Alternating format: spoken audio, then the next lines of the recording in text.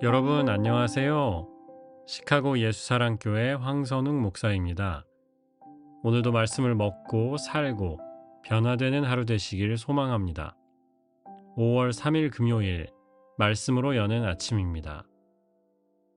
오늘 우리에게 주시는 말씀은 열왕기상 12장 25절에서 28절의 말씀입니다. 여로보암이 에브라임의 산지에 있는 세겜성을 도성으로 삼고 얼마 동안 거기에서 살다가 브누엘 성을 세우고 그리로 도성을 옮겼다. 그런데 여로보암의 마음에 잘못하면 왕국이 다시 다윗 가문으로 돌아갈지도 모른다는 생각이 들었다. 이 백성이 예루살렘에 있는 주님의 성전으로 제사를 드리려고 올라가다가 그들의 마음이 그들의 옛 주인인 유다 왕 르호보암에게로 돌아가는 날이 되면 그들이 자기를 죽이고 유다 왕 르호보암에게 돌아갈지도 모른다는 생각이 들었다. 왕은 궁리를 한 끝에 금송아지 상 2개를 만들었다. 그리고는 백성에게 이렇게 말하였다.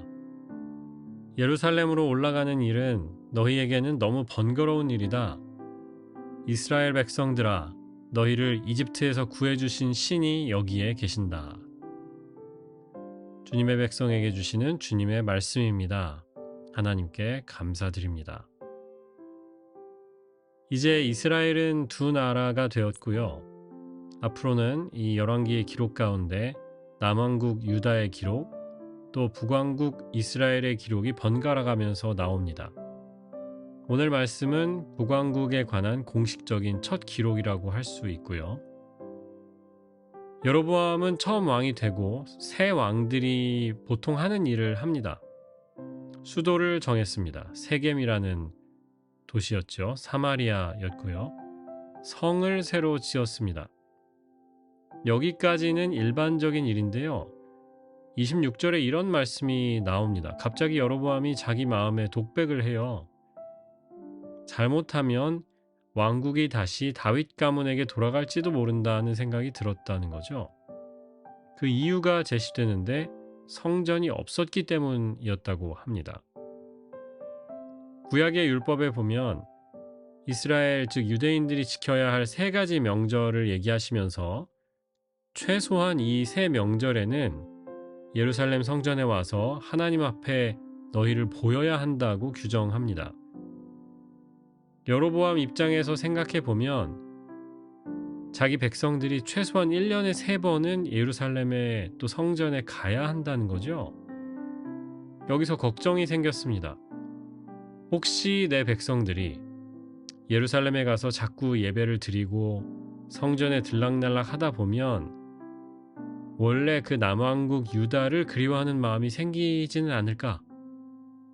그러다가 그런 마음이 계속 있으면 혹은 우리나라에 대한 불만이 있으면 아예 나를 죽이고 다시 유다로 돌아가려고 하지는 않을까라는 생각을 했습니다. 여로보암의 열등감이었습니다. 그리고는 이스라엘 역사에 길이 남을 오점을 남깁니다. 금송아지 우상을 만들고 백성들에게 이야기하죠. 예루살렘 가는 길은 너희에게 너무 길고 번거로우니까 자, 여기 있다. 너희를 이집트에서 구해주신 그 신이 여기에 계신다 라고 말합니다. 출애굽기 32장에 같은 이야기가 나왔었습니다. 모세는 이 당시에 시내산에 올라가서 하나님의 말씀을 받고 있었고요. 시간이 조금 지체되니까 사람들이 불안해진 거죠. 출애굽은 막상 했죠. 그렇다고 가나안 땅에 아직 도착한 것도 아닙니다. 그래서 가짜 신을 만들어낸 것이 금송아지였습니다. 그런 생각이 들었습니다. 인간은 하나님으로부터 떨어져 있다는 그 상황을 견디지 못한다. 참 신이신 하나님으로부터 멀어진 인간에게 결국 2가지 선택지가 있습니다. 하나는 물론 하나님께 돌아가는 것이고요. 언제나 우리를 받아주시는 그분께 돌아가는 것이고, 2번째는 하나님이 아닌 가짜 신을 하나 만드는 거죠. 그리고 그 신을 숭배하면서 사는 겁니다. 가짜를 숭배하는 것은 결국 자기를 더 망치게 됩니다. 하나님으로부터 더 멀리 떨어지게 됩니다. 여로보암은 열등감이 들었을 때 어떻게 해결했어야 할까요? 하나님의 부르심으로 돌아갔어야 했습니다. 이전에 11장 37절에 하나님께서 말씀하셨습니다. 여로보암아, 내가 너를 이스라엘의 왕으로 삼겠다. 이 말씀을 붙들었어야 했어요. 여로보암이 잘나서 왕이 된 것 아니었고요. 솔로몬과 르호보암이 대를 이어서 잘 못해서 우연히 왕이 된 것도 아니었어요. 어쨌든 하나님이 세우신 왕이었어요. 열등감과 싸우는 대신에 그 부르심, 그 소명을 붙잡았어야 했습니다. 그 다음 절인 11장 38절에는 이렇게 말씀하셨습니다. 내가 내 명령을 따르고 바르게 살면 내가 다윗 왕조를 견고하게 했던 것처럼 내 왕조도 그렇게 하겠다. 이스라엘을 내게 맡기겠다 말씀해 주셨어요. 예루살렘에 있었던 것과 같은 멋진 성전, 북왕국에 없었습니다. 백성들이 예배하러 예루살렘에 갈 때마다 그 마음에 쓴 마음이 있었을 거예요. 하지만 여로보암이 집중했어야 했던 것은 자기에게 없었던 성전이 아니었습니다.